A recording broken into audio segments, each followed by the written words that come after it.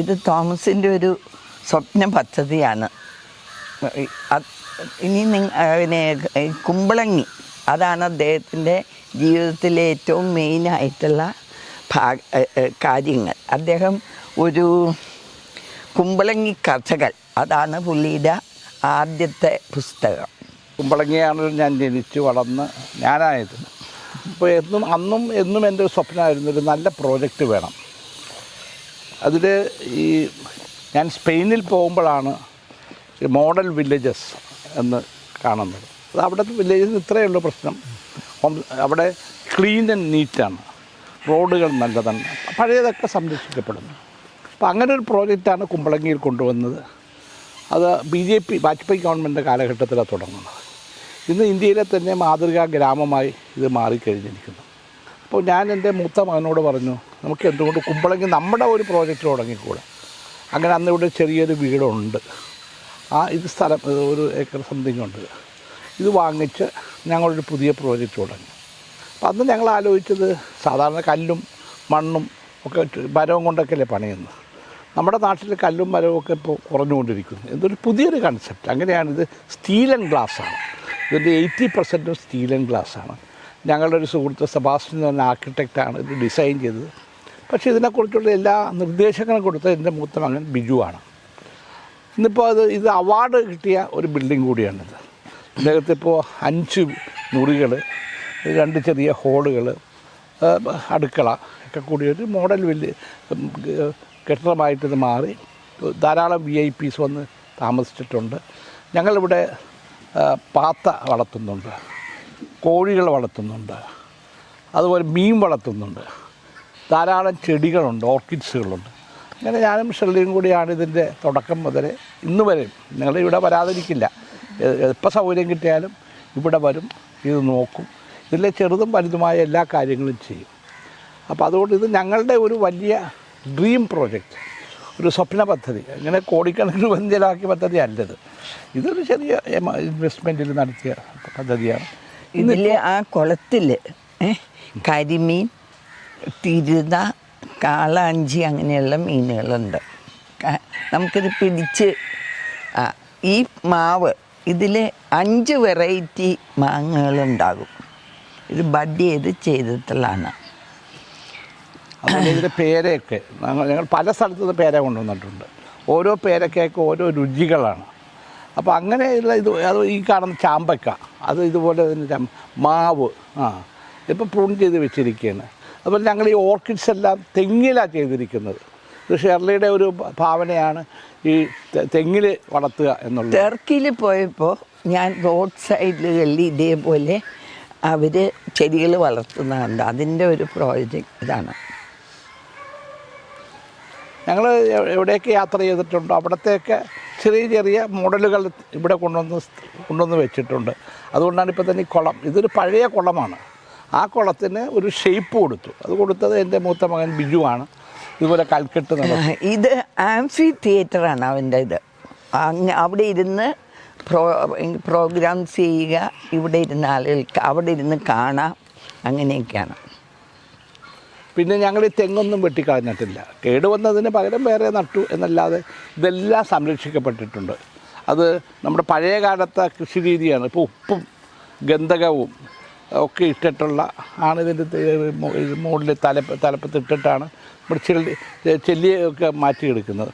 താഴെ ഇതുപോലെ തന്നെ ഉപ്പൊക്കെ ഇട്ടിട്ട് കൃഷി ചെയ്യും. അപ്പോൾ അങ്ങനെയുള്ള ഒരു പഴയകാല കാർഷിക രീതികൾ അതിവിടെ നമുക്ക് നടപ്പിലാക്കാൻ കഴിയുന്നു. ഇത് വേസ്റ്റ് വെള്ളം വന്നിട്ട് ഇവിടെ ഇതിൻ്റെ അങ്ങേ സൈഡിൽ ഞങ്ങൾ വേറൊരു ടാങ്ക് പണിതിട്ടുണ്ട്. അതിലേക്ക് ഇത് ചെന്ന് പ്യൂരിഫൈ ചെയ്ത് പ്യുവർ വാട്ടറായിട്ട് വരും. ഇതൊരു പുതിയ കൺസെപ്റ്റാണത്. സാധാരണ ചെയ്യുന്നത് നമ്മൾ അഴുക്ക് വെള്ളം കൊണ്ട് തോട്ടിലേക്കോ കുളത്തിലേക്കോ അല്ലെങ്കിൽ പുഴയിലേക്ക് വിടും. അതിന് പകരം അഴുക്ക് വെള്ളം പൂർണ്ണമായി ശുദ്ധീകരിച്ച് ആ വെള്ളം രണ്ടാമത് ഉപയോഗിക്കുക.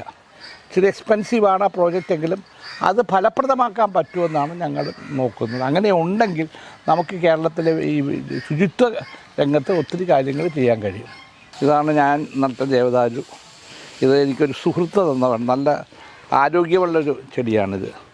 ഇതൊരു ഐശ്വര്യം കൂടിയായിട്ടാണ് കാണുന്നത്. പക്ഷേ ഷെർലിയെ പറഞ്ഞ് നമുക്ക് ഇവിടെ നടാം, അങ്ങനെ ഞാൻ തന്നെ നട്ട് ഇപ്പം ഞങ്ങൾ പ്രതീക്ഷിക്കാത്ത രീതിയിൽ നന്നായിട്ടിത് വളരുന്നുണ്ട്. ഇതൊരു നല്ല നല്ല ലക്ഷണമാണ്. നമ്മുടെ പ്രധാനമന്ത്രി ഗോൾഡൻ ഖാന ചർച്ചിൽ നട്ടത് ഇതാ. ഇത് ഓരോന്നും ഇതൊരു പൂവാണല്ലോ. ഇത് ബിജുവിൻ്റെ ഐഡിയാണ്. ഇവിടെ നടണം. ഇതിൽ റെഡ് പൂക്കളുണ്ടാവും. നല്ല രസമാണ് കാണാൻ. കുമ്പളങ്ങി ഞാൻ വരുന്ന കാലത്ത് ഇവിടെ വെള്ളമില്ല, ലൈറ്റുകളില്ല, പിന്നെ എന്താണ് ഫോണില്ല, ഇങ്ങോട്ട് വരാനുള്ള പാലമില്ല, എല്ലാം ഇല്ലാത്തൊരു ശരിക്കുള്ള ഗ്രാമം. അവിടെ നിന്ന് ഇങ്ങോട്ട് പാസ് ചെയ്യണമെങ്കിൽ ചങ്ങാടത്തിൽ കയറി അങ്ങനെ വേണം വരാനായിട്ട്. റോഡുകളെല്ലാം മോശമായിരുന്നു. വെള്ളം ഞങ്ങൾ കുടിച്ചുകൊണ്ടിരുന്നത് കുളത്തിലെ വെള്ളമാണ്. അപ്പോൾ അതൊരു അത്ര പ്യൂരിഫൈഡ് ആയിട്ടുള്ള ചെറിയ സോൾട്ടി ടേസ്റ്റുള്ള വെള്ളമായിരുന്നു. മാഷ് തന്നെ പഠിച്ച കാലത്ത് വീട്ടിൽ ലൈറ്റില്ലായിരുന്നു. എൻ്റെ കല്യാണത്തിനാണ് പുള്ളിക്ക് ലൈറ്റ് അവിടെ അവരുടെ വീട്ടിൽ ലൈറ്റ് ഇട്ടത്. ഫോൺ മാഷ് MB ആയി കഴിഞ്ഞിട്ടാണ് ഇവിടെ ടെലിഫോൺ കണക്ഷൻ. പിന്നെ എന്തായിരുന്നു നിങ്ങൾ കൊടുത്തിട്ടുള്ളത്? നല്ല പൈപ്പ് ലൈൻ വന്നു, റോഡുകൾ വന്നു. അങ്ങനെ കുമ്പളങ്ങി 84 വന്നപ്പോൾ പാലം വന്നു. അങ്ങനെ കുമ്പളങ്ങി ഇന്ന് വേൾഡ് മാപ്പിലുള്ള ഒരു ഗ്രാമമാണ്. സ്റ്റാൻഡേർഡാണെന്ന് നമുക്ക് പറയാൻ പറ്റത്തില്ല. പക്ഷേ ഇത് കുമ്പളങ്ങിയാണ്. അപ്പോൾ ഇതിൻ്റെ പഴയ കാലത്തെ തോടുകളൊക്കെയാണ് റോഡാക്കിയത്. കേരളത്തിൻ്റെ തന്നെ ഒരു പ്രശ്നമാണ്. കാരണം നമ്മുടെ പല കേന്ദ്ര പദ്ധതികളും പഞ്ചായത്തുകൾ റോഡ് പണിയാൻ കിട്ടിക്കഴിഞ്ഞപ്പോൾ അതെല്ലാം എളുപ്പം കണ്ടത് തോട് നികത്തുക എന്നുള്ളതാണ്. അതോടുകൂടിയാണ് നമ്മൾ ഈ വെള്ളക്കെട്ട് വരികയും നമ്മുടെ പ്രകൃതി ഭംഗി നഷ്ടപ്പെടുകയും പോയി. അത് കുമ്പളങ്ങിയിലുമുണ്ട്. എങ്കിലും കുമ്പളങ്ങിയിലെ റോഡുകൾ താരതമ്യേന മെച്ചപ്പെട്ട റോഡുകളാണ്. ആകെ എനിക്കൊരു ദുഃഖമുള്ള എൻ്റെ ചെറുപ്പകാലത്ത് ഒത്തിരി നാട്ടു റോഡുകളുണ്ടായിരുന്നു. ആ നാട്ടു റോഡ് വള്ളങ്ങൾ വരുമായിരുന്നു. ഇന്നിപ്പോൾ ആ നാട്ടു റോഡുകളൊക്കെ തോടുകളെല്ലാം റോഡായിട്ട് മാറിയിരിക്കുന്നു. എങ്കിലും ആളുകളത് സൂക്ഷിക്കുന്നുണ്ട്.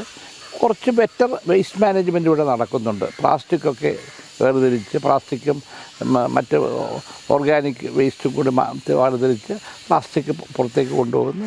ഓർഗാനിക് വേസ്റ്റ് കൂടെ തന്നെ ഒറിജിനൽ തന്നെ ട്രീറ്റ് ചെയ്യുന്ന ഒരു പരിപാടിക്ക് ഇവിടെ വരുന്നത്. എങ്കിലും ജനങ്ങൾ പൊതുവെ സഹകരിക്കുന്നവരാണ്. എനിക്കൊന്ന് കേരളത്തിൽ തന്നെ ഏറ്റവും കൂടുതൽ ഹോം സ്റ്റേ ഉള്ളൊരു പഞ്ചായത്ത് ഇവിടെ തന്നെയാണ്. 42 ഹോം സ്റ്റേകൾ ഇവിടെ ഉണ്ട്. പിന്നെ ശനി ഞായർ ദിവസങ്ങളിലൂടെ വീടുകളിൽ വന്ന ആളുകൾ ഭക്ഷണം കഴിക്കുന്നുണ്ട്. കുമ്പളങ്ങിക്കാരുടെ ഭക്ഷണം വേൾഡ് ഫേമസ് ആണ്. ഇവിടുത്തെ കുടൽക്കറി, അതുപോലെ തന്നെ കരിമീൻ പൊള്ളിച്ചത്, പിന്നെ എല്ലുകറി, ഇങ്ങനെ ഒത്തിരി കറികളുണ്ട് ഇവിടെ. അപ്പോൾ പരമ്പരാഗതമായുള്ള ഇവിടുത്തെ ഒരു ഇൻഫ്ലുവൻസ് എന്ന് പറയുന്നത് പിന്നെ ചൈനീസ് ഇൻഫ്ലുവൻസ് ഉണ്ട്. ചൈന ഭരണികളും അതുകൊണ്ടുള്ള ഉപ്പുമാങ്ങായും ഒക്കെ ആ ഒരു കോൺട്രിബ്യൂഷനാണ്. പിന്നീട് പോർച്ചുഗീസുകാർ തന്ന കോൺട്രിബ്യൂഷൻ, ഇംഗ്ലീഷുകാരുടെ കോൺട്രിബ്യൂഷൻ, ഇങ്ങനെ പലരുടെയും കോൺട്രിബ്യൂഷൻ കൊച്ചിക്കൊണ്ട് അതിൻ്റെ ഇമ്പാക്റ്റ് കുമ്പളങ്ങിയിലും ഉണ്ടായിട്ടുണ്ട്. ഞാൻ ജനിച്ചു വരുമ്പോഴൊക്കെ ഇവിടെ റോഡില്ല. ഇന്നത്തെ മെയിൻ റോഡ് പോലും ഇല്ല. ചെറിയ വഴികളേ ഉള്ളൂ. ആ വഴികളിലൂടെ പോകുന്നതും അങ്ങനെയാണ്. വീടുകളിലേക്ക് ഇടവഴിയിൽ കയറി ഓരോരുത്തരുടെ വീടിൻ്റെ അകത്തൂടെ നമ്മൾ പോകും. അന്ന് തർക്കമൊന്നുമില്ല. എൻ്റെ വീടിൻ്റെ അകത്തൂടെ വേണം അടുത്ത വീട്ടിലേക്ക് പോകാൻ. ഇന്നാണല്ലോ ഒത്തിരി റോഡുകളായത്. അതുപോലെ തന്നെ ഇന്നിപ്പോൾ കുമ്പളങ്ങി പെരുമ്പടപ്പ് പാലം ഉണ്ട്. എഴുപന്ന കുമ്പളങ്ങി പാലമായി. അതുപോലെ തന്നെ അരൂരേക്ക് പാലം വരുന്നു. കണ്ടക്കടവുമായിട്ട് ബന്ധപ്പെടുത്തി കഴിഞ്ഞാൽ എല്ലായിടത്തും ഒരു ബന്ധമുണ്ട്. റോഡ് ബന്ധമുണ്ട്. പക്ഷേ എൻ്റെ ചെറുപ്പകാലത്ത് ഇതൊന്നുമില്ല. അന്ന് വള്ളത്തിൽ വേണം. ഞാൻ തേവര കോളേജിൽ ആദ്യകാലത്ത് പഠിക്കാൻ പോകുന്ന എൻ്റെ വീടിൻ്റെ മുറ്റത്തുനിന്ന് വള്ളത്തിൽ കയറി തേവര വരെയും പോകും.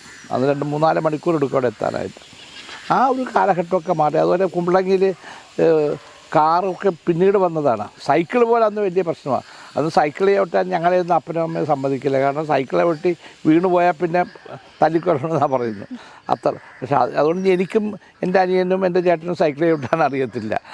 ഇപ്പോൾ എൻ്റെ കൊച്ചുമക്കളൊക്കെ കാർ ഓടിക്കാൻ തുടങ്ങിയിരിക്കുന്നു. കുമ്പളങ്ങി തന്നെ എത്രയോ വീടുകളിൽ എല്ലാ വീട്ടിലും കാറുകളുമുണ്ട്. പിന്നെ വിദ്യാസമ്പന്നരായ ഗ്രാമമാണ്. അതിന് കാരണം ഇവിടെ സെൻറ്റ് പീറ്റേഴ്സ് ഹൈസ്കൂളുണ്ട്. ഏകദേശം 150 വർഷത്തെ പഴക്കമുള്ള പഴയ ഒരു വിദ്യാഭ്യാസ സ്ഥാപനമാണ്. ആ കാലഘട്ടത്തിൽ ഈ പ്രദേശത്തെ ദ്വീപ് സമൂഹങ്ങളിലെ കുട്ടികൾക്ക് വന്ന് പഠിക്കാൻ പറ്റിയത് ഈ സെൻറ്റ് പീറ്റേഴ്സ് സ്കൂളിലാണ്. അലക്സാണ്ടർ പറമ്പത്തറെ പോലെ പ്രഗത്ഭരായ അധ്യാപകരുണ്ടായിരുന്നു, നമ്മുടെ നിയമസഭാ സ്പീക്കറായിരുന്നു. അങ്ങനെയുള്ള എല്ലാം കൊണ്ടും സമ്പന്നമായ ഒരു കൊച്ചു ഗ്രാമമാണ്.